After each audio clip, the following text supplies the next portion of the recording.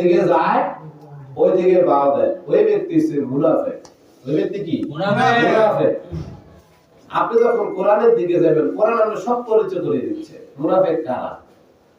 মুনাফিকের কোনো শত্রু নাই, মুনাফিকের কোনো শত্রু নাই। কিন্তু দিনদার ব্যক্তিদের শত্রুর অভাব নাই, দিনদার ব্যক্তিদের শত্রুর অভাব নাই, কারণ তারা দ্বীনের কথা কয়। কিসের কথা কয়? দ্বীনের কথা কয়। দিনদার ব্যক্তিদের শত্রুর অভাব নাই, বেদিনের মিত্রর অভাব নাই। তো আমরা কি বেদিন হব না দিনদার হব? বেদিন হব না দিনদার হব?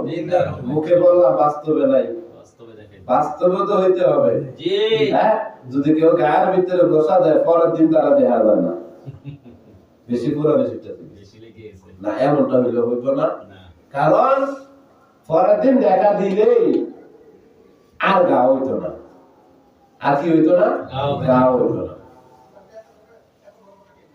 এই জন্য আল্লাহ রাসূলের পথে যাইতে হবে, প্রকৃত তাওহীদের মধ্যে নিজেকে প্রতিষ্ঠিত করতে হবে। প্রকৃত তাওহীদ কি? প্রকৃত তাওহীদ হচ্ছে আল্লাহ ছাড়া কারো কথা, কারো দিন, কারো প্রতিষ্ঠিত পথ মতকে মানা যাবে না। আর আল্লাহ ছাড়া কারো পথ মত নাই, সেদিকে যাইতে হবে মুহাম্মদুর রাসূলুল্লাহ সাল্লাল্লাহু আলাইহি ওয়াসাল্লাম। তো মুহাম্মদ রাসূলুল্লাহ দিকে যদি তাকাই, দেখবো উনি তো আল্লাহ ছাড়া কারো কথা কয় না। আমার আল্লাহ কয়, মুহাম্মদ নিজ থেকে কোনো কথা বলে না, আমি যাহা বলি তাহা বলি। তো মুহাম্মদ থেকে আমরা পাইলাম কোরআনের মধ্যে সুদ হারাম, সুদ হারাম, ঘুষ হারাম, বেবিচার করা যাবে না, জুলুম করা যাবে না, অন্যায় করা যাবে না। এখানে আমরা মুহাম্মদ কি করেছেন? সুবিচার করেছেন। মুহাম্মদ বেবিচার করেননি, মুহাম্মদ সুদ নেননি, মুহাম্মদ ঘুষ নেননি। এখন দেখবেন বলবে, এ ভাই এই বিপদে পড়ছি, সুদ ছাড়া তো গতি নাই। কি করব? এই বিপদে পড়ছি, সুদ ছাড়া তো গতি নাই। রিজিকের মালিক কেন? আল্লাহ। হায়াতের মালিক কেন? আল্লাহ। তো আপনি কি বিশ্বাস হইছে তাওহীদে ডুব দিবেন? হ্যাঁ, তাওহীদ হইছে? না। তাওহীদ হইছে? না। তো মুহাম্মদ তাওহীদের মুর্শিদ, তিনি দেখাইছে। মুহাম্মদ তাওহীদের মুর্শিদ, তিনি দেখাইছে। পথ দেখানোওয়ালা মুহাম্মদ সাল্লাল্লাহু আলাইহি সাল্লাম। তো তিনি দেখাইছেনই আমাদেরকে। দেখাইছে না? জি। কষ্ট করছে না? জি। উপবাস থাকছে না? জি। উপবাস থাকছে না? জি। 3 বছর ওনারে বন্দিও করছে, করছে না? জি। ওনার লগে যারা সাহাবী ছিল তারাও 3 বছর বন্দী ছিল, ছিল না? ঠিক। হ্যাঁ, তো তারা কি মরে গেছে? না। তারা কি মিথ্যার কাছে আপোষ হয়েছে? না। আপোষ হয়েছে? তারা কখনো মিথ্যার কাছে আপোষ হয় নাই। মুনাফিকরা মিথ্যার কাছে আপোষ হইতো। কারা? মুনাফিক। মুনাফিকরা কোরআনে বলতেছে, মুনাফিকদের চরিত্র এমন ছিল, যখন বাঞ্ছিলিক চমকায়, আলো দেখে, তখন তারা অগ্রসর হয়। যখন আলো নেমে যায়, আলো অন্ধকার হয়ে যায়, আলো থাকে না, তখন তারা দাঁড়িয়ে যায়। আর ইমানদারদের কাজ হচ্ছে আলো দেখলে অগ্রসর হওয়া, অন্ধকার দেখলে অগ্রসর হওয়া। ওই মুনাফিকরা মুহাম্মদের কাছে যাইয়া বলতো, মুহাম্মদ আপনি আল্লাহর নবী, আমরা ঈমান আনছি। বেদিনদের কাছে যাইয়া কইতো, মুহাম্মদের লাগে একটু মশকারি করলাম, আমরা তো তোমাদের সাথে আছি। এমন যারা পীর মুর্শিদের দরবারে যায়,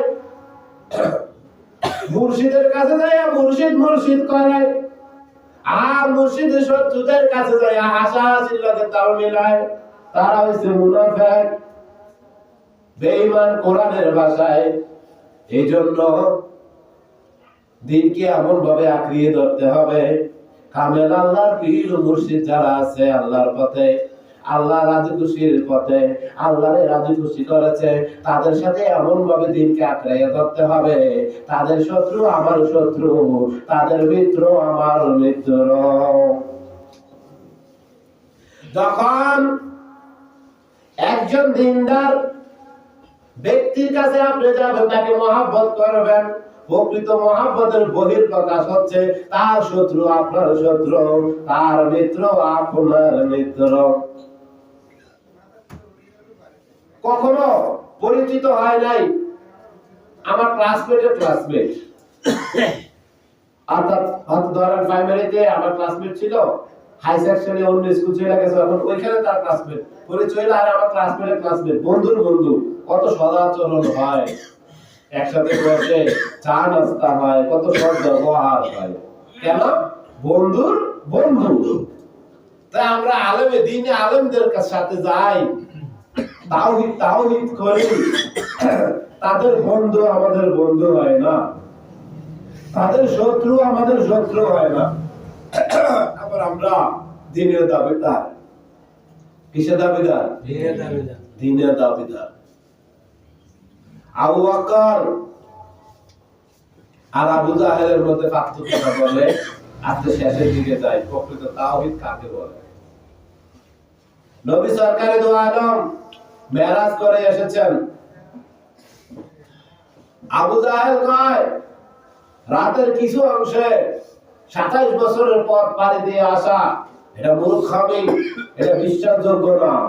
আর আবু বকর কয় নবী মুহাম্মদ সাল্লাল্লাহু আলাইহি ওয়াসাল্লাম যদি বলে থাকে সত্য। আমার আল্লাহ সুবহানাহু ওয়া তাআলা থেকে উপাধি এসে গেল, আবু বকর হয়ে গেলেন সিদ্দিক আকবর, আর আবুল হাকাম হয়ে গেলেন আবু জাহেল। মক্কাবাসী আবুল হাকামকে উপাধি দিলেন জ্ঞানের পিতা আবুল হাকাম। আর আবুল হাকাম আমার নবীর কালামকে অস্বীকার করার কারণে তাকে আমার আল্লাহ লকব দিয়েছে আবু জাহেল, মূর্খের পিতা। এই বাক্যে কোনো দ্বিধাদ্বন্দ্ব নাই, অনায়াসে বিশ্বাস করে নেওয়া আবু বকরকে আমার আল্লাহ উপাধি দিয়েছেন সিদ্দিক। তাহলে আবু বকর হইলেন সিদ্দিক আকবর, আর আবুল হাকাম হইলেন মূর্খের পিতা। এই হচ্ছে প্রকৃত তাওহীদ। যে নিতে পারে সে হয় সিদ্দিক আকবর, যে নিতে পারে না জ্ঞানের পিতা হইয়াও সে হয় আবু জাহেল। জ্ঞানের পিতা হইয়াও সে হয় আবু জাহেল।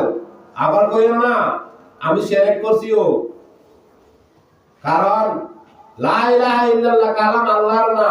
গবেষণা করেন, আল্লাহ যদি কয় লা ইলাহা ইল্লাল্লাহ, তাহলে আরেকটা আল্লাহ আছে।